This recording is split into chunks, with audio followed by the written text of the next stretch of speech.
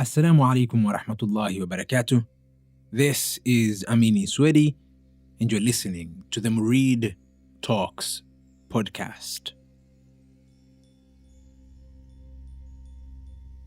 Welcome back, everybody.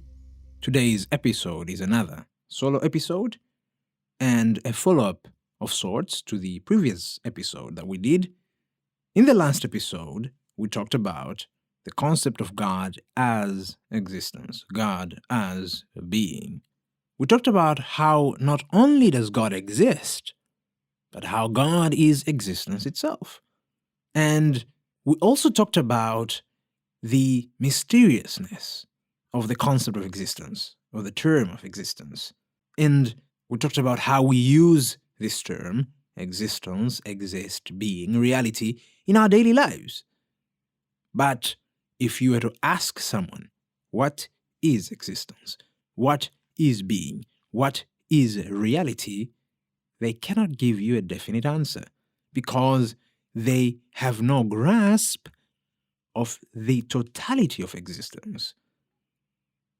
And this puts us in a very interesting position because if we are to say that God is existence, this also means that God and the God concept are also a mystery, similar to existence itself, in that no one can define who God is because the totality of God is beyond their grasp. Now, to put this in better terms, we have to refer back to the word traditions, the first of which is Taoism. In the Tao Te Ching, Lao Tzu says, "The Tao that can be named is not the eternal Tao." And here the Tao, which means the path, the way, is Lao Tzu's way, or the Taoist's way, of expressing the ultimate reality, which in the Abrahamic traditions is what we call God. And so Lao Tzu says, the Tao that can be named is not the eternal and true Tao. Also, in the Quran, God says, Allahu la ilaha illahu. The God, there is no God but He. And so, both in the Tao Te Ching and in the Quran, the God concept, the ultimate reality, the path, the way, the existence, is expressed in negative terms. In that, in the Tao Te Ching, if you say that this is the Tao, that is not the Tao, because the true Tao, the eternal Tao, cannot be named, cannot be defined, cannot be bound, cannot be delimited. But also, in the Quran, God, the God, there is no God but He. You could also say existence with a capital E, there is no existence but it. Reality, there is no reality but it. Being, there is no being but it. Isness, there is no isness but the isness of the eternal essence that is God. But referring back also to the Quran, we talked about the chapter of sincerity on the last episode.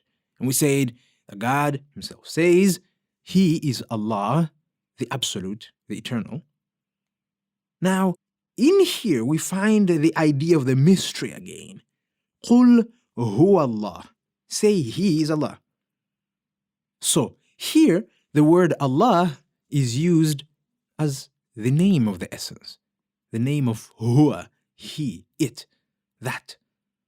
And so, if we are to follow the thread of the Tao Te Ching, in this case, even the word or the name Allah doesn't give us the ultimate reality of this infinite being, this infinite essence. In that, yes, Allah is the name of this infinite essence, but that infinite essence is even beyond the name Allah itself. So it is beyond the name Allah, it is beyond the name Tao, it is beyond the name Yahweh, it is beyond all names, even if they are the names of that one and pure essence. And that's why you have a multiplicity of names, but the one and true essence remains behind these names. And so we are brought face to face with the concept of the mystery of the divine, the mystery of existence, the mystery of God, or God as mystery.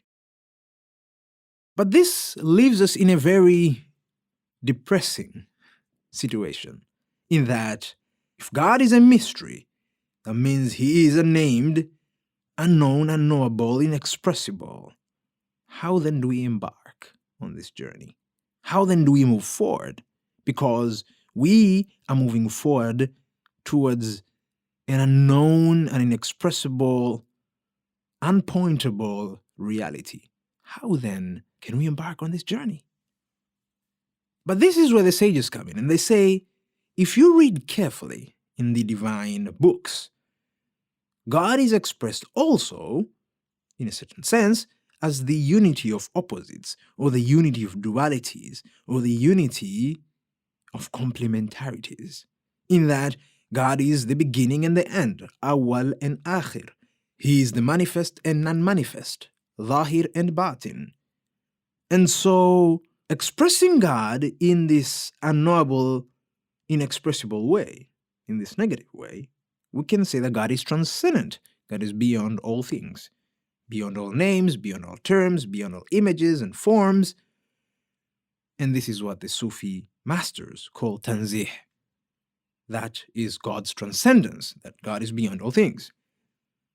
But they use this concept of transcendence against itself in a funny sense, in that they say if God is transcendent, and we say that God is beyond all things, he should also be beyond the concept of being beyond all things.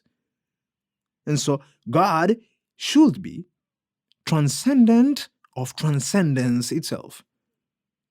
Because if we say that we cannot delimit God, by claiming that he is transcendent, we have delimited God into transcendence. So we have to remove God from this delimitation, the delimitation of transcendence. And so another complementarity comes in, which is immanence. That not only is God transcendent beyond all, he is also beyond being beyond all, in that he is immanent. God is within and with all things at all times, in all places. God is omnipresent, omniscient, omnipotent. So, ironically, God cannot be limited by anything, even the expression that he is unlimited. God is unlimited. Yes, he is infinite, beyond all bounds, not bounded by anything. But even that delimits him by claiming that he is beyond all things, in that the best way to express this ineffable reality is to claim that it is both, in a sense, transcendent, beyond all things, and immanent, within, permeating all things, and staying in the middle way, being in the middle. And this is what the traditions are trying to talk about. Islam, Christianity, Buddhism, Hinduism, Taoism, this middle way, this middle path, neither leaning on one side, the side of transcendence, or leaning on the side of immanence. Both ways have a certain caveat. Because if you lean on the side of immanence, that means you're claiming that God is the actual form of reality, which is some form of pantheism. But if you're claiming that God is utterly transcendent without any form of immanence, then God is beyond existence. You are claiming some form of polytheism, in that there is God and then there is existence. There's two things, but there's nothing outside of God. Because if there were something outside of God, there will be a second, and God has no second. And so if God is utterly transcendent in the conceptual manner, that means that there is something other than God. But that's polytheism. There is nothing other than God. There is only God and God alone. And so God is both transcendent and immanent. We also learned from the Hindu tradition about the concept of neti, which is neither this nor that, in the sense that God is neither this nor that. And so the process of neti is that we negate all things from the self, that is God, until we reach that ultimate reality and realize that that ultimate reality cannot be delimited by anything. But another way of putting this is putting it in a tetralemma, that God is not this, God is not that, God is not both this and that, and God is not neither this nor that. So God is not this, God is not that, but he's also not both this and that. He's not a sum of this and that, but he's also not a negation of this and that. And this is where the sages say God is what is left.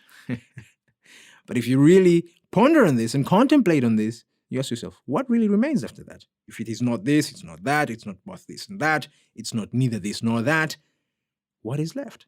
Exactly. What is left? And this is the concept of neti, contemplating on negating all things and coming to the one and true reality. Now, we can equate this to the concept of the Islamic tradition, where they say that one of the names of God is Al-Haq, the truth. And that if we say that there is no God but God, there is no truth but the truth. And so, not only is there no truth to express the truth, but the truth itself, but also, because there is no truth but the truth, nothing in reality can claim truth but that ultimate truth. So whatever is expressed is that truth. Let me reiterate. Yes, God is inexpressible. Nothing can express the truth that is God. But also, nothing is expressed but the truth that is God. This is the concept of transcendence and immanence. So by negating all things, all particularities, all individualities, we're left with the true self, which affirms all things, all particularities, and all individualities. Negation, affirmation, affirmation, negation. This unity of dualities and complementarities. To sum it all up, we might ask the question, if these mysteries are knowable, inexpressible, why embark on this path? How can we even embark on this path of this unknowable, inexpressible reality? And this is where the sages talk about experience, what in the Sufi tradition is called dhawq. Dhawq means taste or experience. In that the process or the journey of knowing God is not an analytical journey. It is not trying to find particularities and adding up these particularities to then know God, but rather it is experiencing God in his totality. And by experiencing God, we are annihilated of our individuality and transformed within the divine knowledge and presence. Think of a raindrop in its particularity, in its individuality. As it drops in the ocean, it is annihilated, but in its annihilation, it is transformed. It is transformed into the ocean. So, by experiencing the divine presence, being within the divine presence, being encapsulated and drowned and intoxicated by the divine presence, we are transformed. And by being transformed, we share in the divine experience. We share in the divine presence. That is the journey. That is the path. It is not something external to know.